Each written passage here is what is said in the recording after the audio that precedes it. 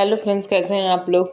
तो देखिए, सबसे पहले आज का वीडियो सीडीपी से रिलेटेड है। क्वेश्चन जितने लोग का सीटेड बार बार फेल हो रहा है, बार बार सीटेड में क्वालिफाई नहीं हो पा रहे हैं, नंबर कम आ रहा है, वो लोग सबसे इम्पोर्टेंट बात सीडीपी पे ज़्यादा फोकस करें। सीडीपी एक ऐसा मतलब ऐसा टॉपिक है जिसमें अगर बच्चा तैयार कर ले तो 30 में से 30 ला सकता है। बहुत सारे बच्चे लाए भी हैं 30 में से 30। तो अगर सीडीपी ऐसा टॉपिक है कि आराम से बच्चा 30 में से 30 ला सकता है। तो खूब अच्छे से ज़्यादा मेहनत सीडीपी पे कीजिए और पैडागोजी पे कीजिए। पैडागोजी बहुत इंपॉर्टेंट है आप लोग के, क्योंकि जब तक आप लोग पैडागोजी लगाना नहीं सीखोगे तब तक क्वेश्चन आप लोग अच्छे से नहीं कर पाओगे और नंबर कम ही आएंगे। तो ज़्यादातर फोकस सीडीपी पे कीजिए, जिसमें से आप लोग 30 में से 30 नंबर ला सकते हैं। और पैडागोजी पे कीजिए ताकि उसमें भी अच्छा नंबर गेन करिए और बढ़िया से पेपर पास करिए। इस बार सीटेट के एग्ज़ाम सबका निकल जाए। आने वाली सरकारी नौकरियों में आप लोग फॉर्म भर के अप्लाई करके परीक्षा दीजिए। तो खूब ज़्यादा मेहनत कीजिए। और मेरे चैनल पे सीटेट से रिलेटेड सारे वीडियो पड़े हुए हैं, आप लोग जाके टॉपिक का नाम लेके मेरा नाम संगीता एजुकेशन एकेडमी करके सर्च करेंगे, आ जाएगा। आप लोग अच्छे से तैयारी कीजिए। तब फिर चलिए हम लोग क्वेश्चन स्टार्ट करते हैं सीडीपी का। निम्नलिखित में से कौन सा विकल्प समाजीकरण की प्रक्रिया के अंतर्गत नहीं आता है। सबसे पहले दोस्तों सीटेट के एग्जाम में ध्यान दीजिएगा नहीं का, क्योंकि सीटेट के एग्जाम में ज़्यादातर क्वेश्चन नहीं करके पूछता है और ऐसे ही बच्चे बहुत सारा क्वेश्चन गलत करके चले आते हैं, समझते नहीं हैं। तो निगेटिव का आंसर हमेशा ध्यान रखिएगा, निगेटिव ही होता है। तो चलिए देखते हैं निम्नलिखित में से कौन सा विकल्प समाजीकरण की प्रक्रिया के अंतर्गत नहीं आता है। तो समाजीकरण रूप से सम्मत तौर तरीके के व्यवहार को सीखना, ये तो आता है। समाजीकरण प्रक्रिया में हम समाज में कोई भी कार्य करके सम्मत तौर तरीके व्यवहार से रहना सीखना समाजीकरण की प्रक्रिया के अंतर्गत आता है। फिर ख है सामाजिक रूप से सम्मत भूमिकाओं को करना है, बिल्कुल ये भी तो समाजीकरण की प्रक्रिया है। फिर है सामाजिकरण अभिवृत्ति का विकास, ये भी तो देखिए सामाजिक, जिसमें सामाजिक दिया हो तो सामाजिकरण हो ही गया उसका प्रक्रिया का। लेकिन आत्म केंद्रित व्यवहार, खुद से व्यवहार करना, खुद से बातें करना, खुद से इमेजिंग करना, वो कहाँ सामाजिक प्रक्रिया के अंतर्गत आती है। तो ऑप्शन नंबर घ सही होगा इसका राइट आंसर। नेक्स्ट क्वेश्चन की तरफ चलते हैं। निम्नलिखित में से कौन सा विकास के संदर्भ में असत्य कथन है। देखिए क्वेश्चन ये भी निगेटिव में पूछा है, तो आंसर इसका क्या होगा, निगेटिव ही हमको देना है। असत्य कथन पूछा है। निम्नलिखित में से विकास का कौन सा निम्नलिखित में से कौन सा विकास का विकास का संदर्भ में असत्य कथन है। विकास में परिवर्तन निहित होता है, जी बिल्कुल सही है। विकास में जैसे जैसे बच्चे का विकास होगा वैसे वैसे परिवर्तन होता जाएगा, उनके मानसिक स्थिति में डेवलपमेंट होगा। बच्चे जो देख के चीज़ों को सोचते थे वो अपने अनुभव के आधार पर करेंगे।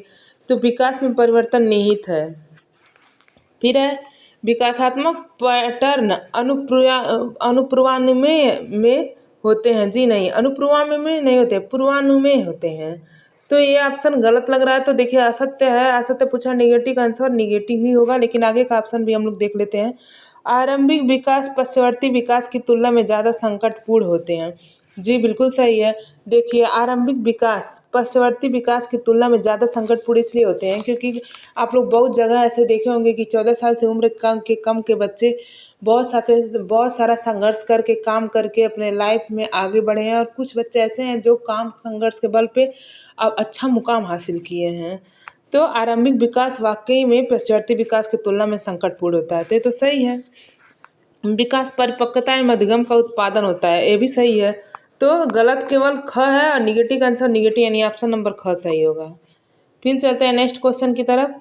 रचनात्मक सिद्धांत बताता है कि, क्या बताता है रचनात्मक सिद्धांत, सीखना नई स्थितियों और जानकारी को समेटने के लिए समायोजन की एक प्रक्रिया है, जी पहला ऑप्शन ही सही नज़र आ रहा है। सीखना नई स्थितियों और जानकारी को समेटने के लिए समायोजन की एक प्रक्रिया है, बिल्कुल सही है। हम सीखेंगे, जब जैसे जैसे चीज़ों को सीखेंगे वैसे वैसे हमारे माइंड में कंसेप्ट क्लियर हो जाएगा, चीज़ों को इकट्ठा करते चले जाएंगे।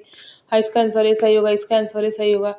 तो वही चीज़ मतलब सीखना एक समेटने के बराबर है।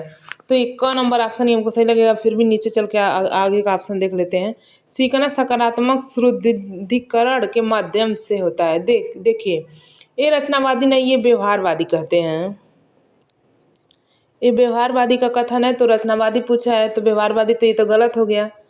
फिर सीखना बाहरी प्रक्रिया है, जी नहीं, सीखना आंतरिक प्रक्रिया। हम किसी भी चीज़ को आंतरिक भाव से सीखते हैं, तब हम कुछ चीज़ों को ग्रहण कर पाते हैं। फिर सीखना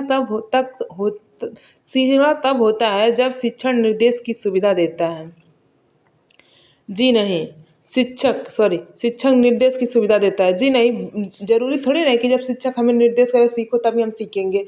हम कुछ चीज़ों को अपने दिमाग से अब पहले से ही सीख लेते हैं। तो ये ऑप्शन भी गलत है, यानी ऑप्शन नंबर क सही है। समझ में आ रहा क्वेश्चन किस तरह सीटेट में पूछता है? और ये सब क्वेश्चन वेरी इंपॉर्टेंट क्वेश्चन है, जो हर बार सीटेट के एग्जाम में पूछा गया है और नए पैटर्न पे आधारित है। तो आप लोग सारे क्वेश्चन को ध्यान से देखिएगा, आपको एग्जाम में बहुत हेल्प करेगा। फिर नेक्स्ट क्वेश्चन देखिए, बड़े बड़े क्वेश्चनों को देख के डरिएगा मत, उसको समझने की कोशिश कीजिएगा कि क्वेश्चन किस तरह से पूछा है हमसे। तो चलिए देखते हैं। ऐसे बच्चे जिन्होंने बहुत कम उम्र में गंभीर मानव सामाजिक अभाव का अनुभव किया है, आमतौर पर उसके विकास में देरी या बाधा उत्पन्न होती है। सही बात है। जो बच्चे गंभीर रूप से आर्थिक स्थिति से, मानसिक स्थिति से कमजोर हैं, उनके विकास में आमतौर पर देरी या बाधा उत्पन्न होती है। और पुनर्वास के बावजूद विकास के कुछ क्षेत्रों में सुधार अधीनस्थ होने की संभावना है। यह अवधि जिसमें विकास पर्यावरणीय समर्थन से महत्वपूर्ण रूप से प्रभावित होता है, डैश कहलाती है। वो क्या कहलाती है? तो वो कहलाती है संवेदनशील अवधि। जी बिल्कुल, बहुत ही सेंसिटिव अवधि होती है, पीरियड होता है जिसमें एक सामाजिक अभाव से, अनुभव से ग्रसित बच्चा देरी से उसके विकास में देरी से उसका विकास होता है, उसके विकास में बाधा उत्पन्न होती है। तो ये संवेदनशील अवस्था होती है, बहुत ही सेंसिटिव। ठीक है, आई होप आप लोग को क्वेश्चन समझ में आया होगा। फिर चलते हैं नेक्स्ट क्वेश्चन की तरफ। विविध पृष्ठभूमियों के अधिगमकर्ताओं को संबोधित करने के लिए एक अध्यापक को क्या करना चाहिए? विविध पृष्ठभूमियों के अधिगमकर्ताओं को संबोधित करने के लिए एक अध्यापक को क्या करना चाहिए, बताइए। तो चलिए देखते हैं। विविध संबंधी मुद्दों पर बातचीत टालनी चाहिए, जी नहीं। देखिए, बच्चों को कभी निगेटिव वे में नहीं देखना है, बातचीत को टालना नहीं है, बातचीत को बढ़ावा देना है, विविधता के बारे में बच्चों से बातचीत करना है ताकि उनकी नॉलेज और बढ़े। तो ये तो गलत हो गया। विविध विन्यासों से उदाहरण लेने चाहिए, सभी के लिए मानकीकृत विविध विन्यासों से उदाहरण लेने चाहिए, जी बिल्कुल। विविध विन्यासों से मतलब अलग अलग जगहों से उदाहरण लेने चाहिए ताकि बच्चे को समझ में आए कि हाँ, यहाँ पे ये माहौल होता है, यहाँ पे ये वातावरण होता है, यहाँ पे ये समय गर्मियों में उत्तराखंड में ठंडा लगता है, नैनीताल में ठंडी पड़ती है। तो बच्चों को अलग अलग जगहों का एग्जाम्पल देना चाहिए ताकि बच्चे अलग अलग जगहों के बारे में जान सकें। ऑप्शन नंबर ख ही सही है। फिर आगे चल के और अभी ऑप्शन देख लेते हैं हम। सभी के लिए मानवकृत, देखिए मानवकृत एक निगेटिव वर्ड है, टैग वर्ड है, और आप लोग निगेटिव टैग वर्ड देखते ही बच्चों के संदर्भ में काट दीजिएगा। तो ये तो गलत हो गया। ऐसे कथनों का इस्तेमाल करना चाहिए जो नकारात्मक रूढ़िबद्धता धारणाओं को मजबूत करे, जी नहीं, ये निगेटिव वर्ड है। तो ये ऑप्शन नंबर ख सही हो जाएगा। ठीक है दोस्तों, फिर चलते हैं नेक्स्ट क्वेश्चन की तरफ। प्रतिभाशाली और सृजनात्मक बच्चों की आवश्यकताओं को किस प्रकार संबोधित किया जा सकता है? मतलब प्रतिभाशाली और सृजनात्मक बच्चों की आवश्यकताओं को किस प्रकार संबोधित किया जा सकता है, बताइए। चुनौतीपूर्ण कार्य और निरस्ता दूर करने के लिए क्रियाकलाप देकर, जी बिल्कुल। प्रतिभाशाली सबसे बच्चे, देखिए चुनौतीपूर्ण तो निगेटिव शब्द है, लेकिन प्रतिभाशाली बच्चे का जब भी कहीं बात आ जाए तो उनको कैसा कार्य देना चाहिए? चुनौतीपूर्ण कार्य। मान लीजिए कोई बच्चा बहुत तेज है और आप उसको दीजिए 1 कितना होगा, 2 कितना होगा, तो बच्चा इंटरेस्ट नहीं लेगा पढ़ने में, कहेगा ये पता नहीं क्या पढ़ा रहे हैं, मेरे मसलब का चीज़ ही नहीं है।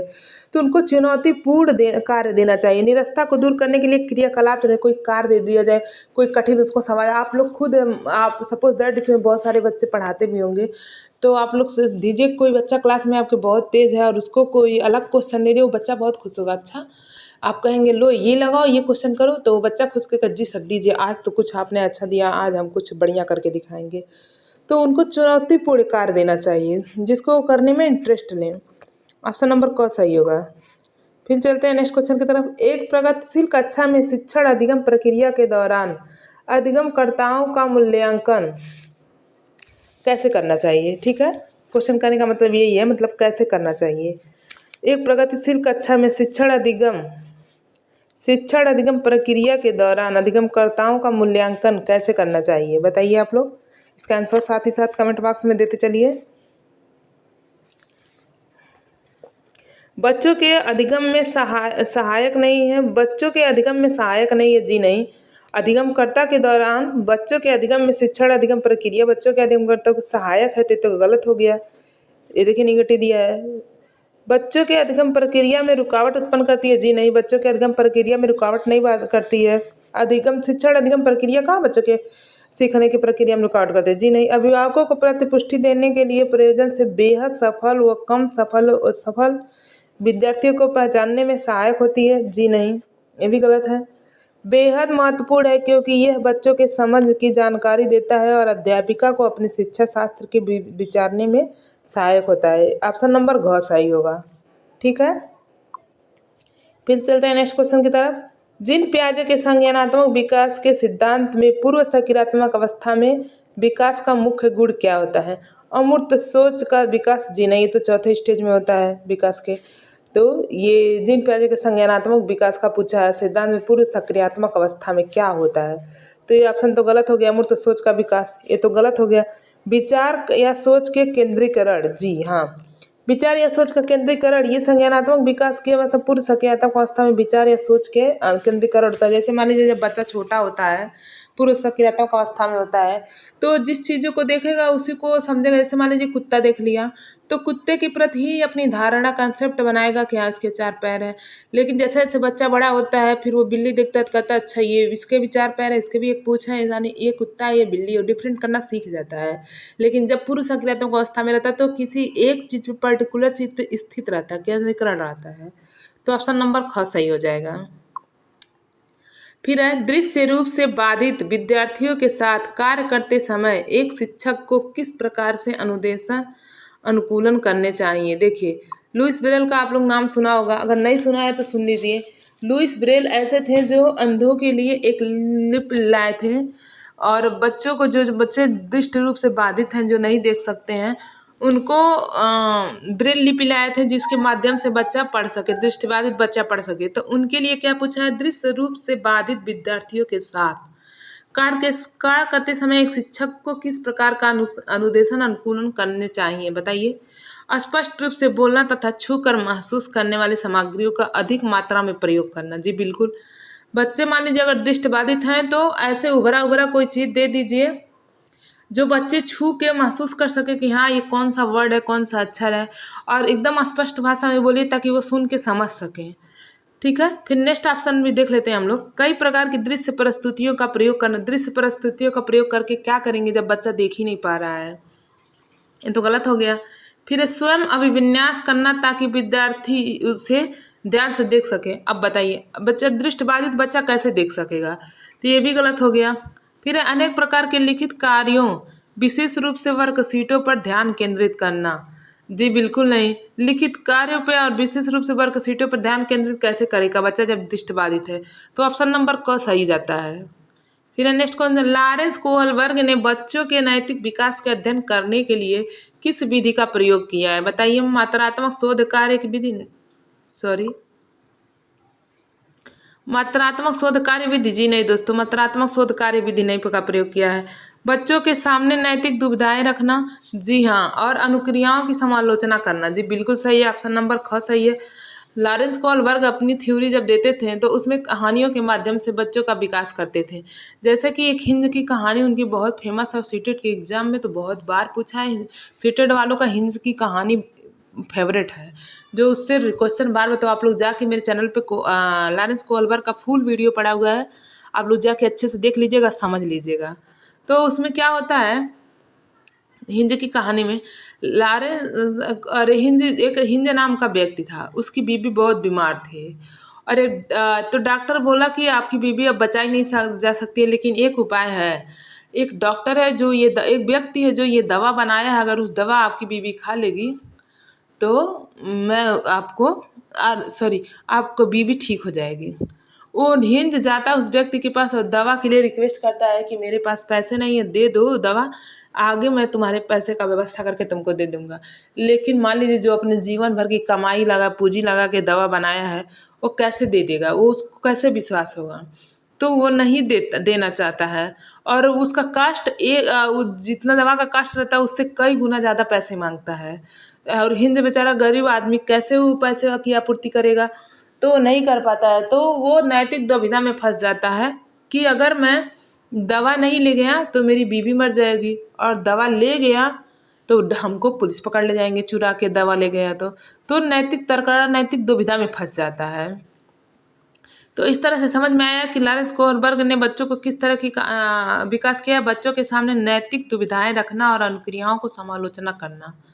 ठीक है, तो ऑप्शन नंबर ख सही हो जाएगा। और ये पूरा वीडियो जाके मेरे चैनल पे देख लीजिएगा, बहुत ही अच्छे से पढ़ा हुआ है, आप लोग को बहुत काम करेगा सीटेट के एग्जाम में। नेक्स्ट क्वेश्चन है, विद्यार्थियों में समालोचनात्मक चिंतन विकसित करने के लिए एक शिक्षक को क्या करना चाहिए। विद्यार्थियों में समालोचनात्मक क्रिएटिविटी चिंतन विकसित करने के लिए एक शिक्षक को क्या करना चाहिए। केवल देखिए, जब आपको केवल नजर आ गया, केवल है निगेटिव वर्ड, तो आपको देखते हैं ये ऑप्शन काट देना है, लेकिन फिर भी हम लोग पूरा पढ़ लेते हैं। लेकिन केवल बच्चे के संदर्भ में जहाँ केवल आ गया, आप लोग आंख मूंद के आंसर को गलत कर दीजिएगा, बिल्कुल क्वेश्चन आपका सही आ जाएगा। लेकिन हाँ, अगर क्वेश्चन निगेटिव में पूछा है तो ऑप्शन सही रहेगा, ठीक है ना। केवल ऐसे ही सवाल पूछने चाहिए जिनका एक ही उत्तर हो। जी नहीं, गलत है। विद्यार्थियों को उनके संदेह और सवाल पूछने के लिए हतोत्साहित नहीं करना है। कभी भी बच्चों को सवाल पूछने के लिए हतोत्साहित नहीं करना, उनको प्रोत्साहित करना, उनको ज़्यादा से ज़्यादा सवाल पूछने देना है ताकि उसका आंसर आप दीजिए और बच्चे उसका आंसर समझें। तो ये तो गलत हो गया। ग है, ऐसे सवाल देने चाहिए जिसमें निष्कर्ष और व्याख्या चालू होती है। तो इसका ऑप्शन ए ही सही हो जाएगा दोस्तों, ऐसे सवाल देने चाहिए जिसमें निष्कर्ष और व्याख्या चालू होती है। तो ऑप्शन नंबर ग सही है। आगे का ऑप्शन देख ले, ऐसे सवालों से बचना चाहिए जिसमें विवेचन और विश्लेषण की आवश्यकता होती है। तो जी नहीं, विवेचन और विश्लेषण के सवालों से हमको बचना नहीं है और आगे बढ़ावा देना है। तो ये भी गलत हो गया, यानी ऑप्शन नंबर ग सही है। नेक्स्ट क्वेश्चन है, शिक्षक, सॉरी दोस्तों कुछ इशू हो गया है, देखिए। शिक्षक ने अपने छात्रों को शहर में अपशिष्ट प्रबंधन पर एक परियोजना दी। परियोजना के माध्यम से वो क्या विकसित करना चाहती है। परियोजना के माध्यम से वो किस सोच को विकसित करना चाहती है। अभिसारी सोच, अभिसारी सोच, अपसारी सोच, विश्लेषणात्मक सोच, बुद्धिमान सोच। देखिए, अभिसारी सोच होता है जिसका केवल एक ही आंसर हो। जैसे कोई पूछे आपके मम्मी का क्या नाम, आपके पापा का क्या नाम, आपके भाई का क्या नाम है, तो जो नाम रहेगा आप उसका बता दोगे। तो कोई ऐसा क्वेश्चन जिसका केवल एक ही आंसर हो।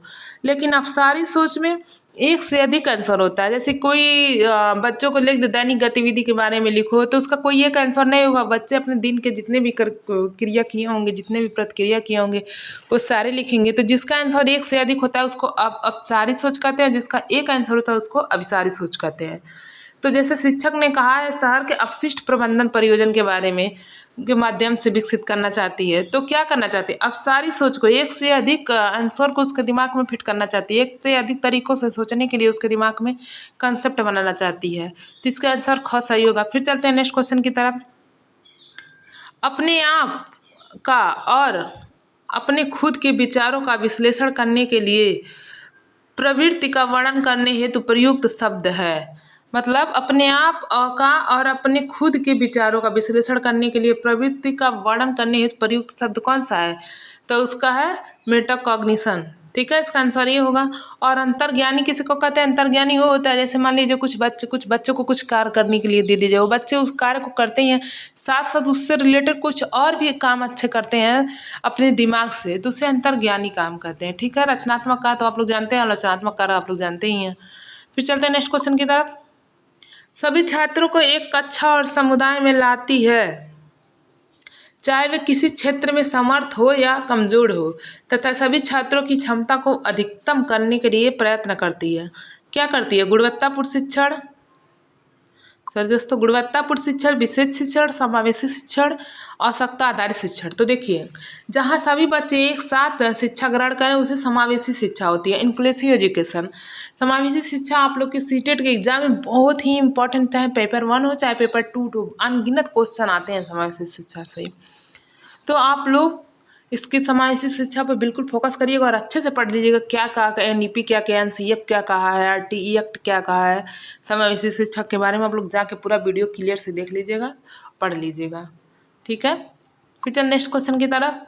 विभिन्न सामाजिक, आर्थिक और सांस्कृतिक पृष्ठभूमि वाले बच्चों की एक एकीकृत कक्षा में सभी छात्रों की विद्या प्राप्ति के अनुभव में वृद्धि होती है। यह कथन सही है क्योंकि रचनात्मक, महत्वपूर्ण सोच तथा समस्या हल करने की कौशल को बढ़ावा देता है। बिल्कुल पहला ऑप्शन ही सही हो जाएगा दोस्तों, पहला ऑप्शन ही सही हो जाएगा। कैसे? क्योंकि जहाँ विविधता होती है वहाँ कौशल बढ़ता है, समस्या का हल होता है। एक कई जगह मान लीजिए आप किसी अलग स्टेट से हैं, कोई बच्चा अलग स्टेट से है, आपको दूसरे स्टेट का सॉल्व करना है, कोई टॉपिक है, तो अगर उस स्टेट का बच्चा है तो आपको सॉल्व करने में आसानी हो जाएगी। वो कहेगा कि तुम अपने स्टेट का बता दो, मैं अपने स्टेट का बता देता हूँ। तो इससे क्या होता है, समस्या का हल होता है और कौशलों को बढ़ावा मिलता है। तो ऑप्शन नंबर को ही सही हो जाएगा। फिर एक गलत है क्योंकि बच्चों को भ्रमित कर सकता है। जी नहीं, ये तो निगेटिव साफ साफ दिख रहा है, तो ये तो गलत है। सही है क्योंकि ये कक्षा की ओर और अधिक वर्गीकृत करता है। ये भी नहीं, वर्गीकृत नहीं करता है क्योंकि ये अनावश्यक प्रतिस्पर्धा की ओर अग्रसर करता है। जी नहीं, ये भी गलत है। तो ये ऑप्शन नंबर क सही होगा। और ये आज के 15 क्वेश्चन जो आप लोग के लिए सीटेट के एग्जाम में देखिएगा दोस्तों, बहुत ही इंपॉर्टेंट है, बहुत ही हेल्प करेगा। तो चलिए, और भी जाके जितना भी टॉपिक आप लोग को जो भी कन्फ्यूजन हुआ है, मेरे चैनल पे सारे टॉपिक पढ़े हुए हैं। आप लोग सर्च करके टॉपिक का नाम लेके पढ़ लीजिएगा, अच्छे से तैयार कर लीजिएगा और इस बार सीटेट में बढ़िया से बढ़िया नंबर लाइएगा। 120 प्लस की तैयारी करिएगा। वीडियो अच्छा लगे तो लाइक कर दीजिए, चैनल को सब्सक्राइब कर लीजिएगा। ऐसे ही अपडेट आप लोग को मिलते रहेंगे। Thank you for watching.